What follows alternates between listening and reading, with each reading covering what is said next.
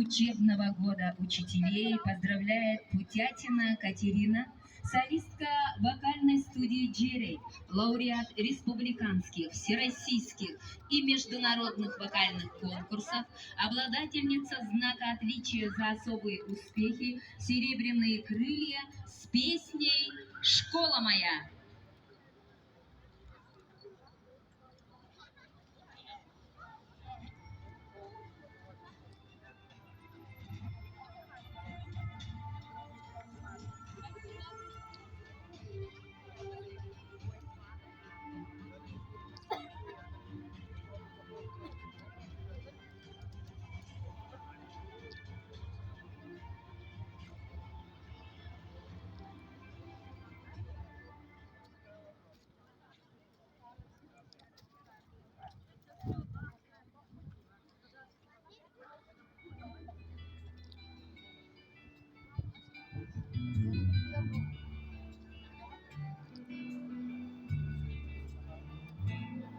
Здесь среди красивых зданий, словно в центре мироздания ты стоишь.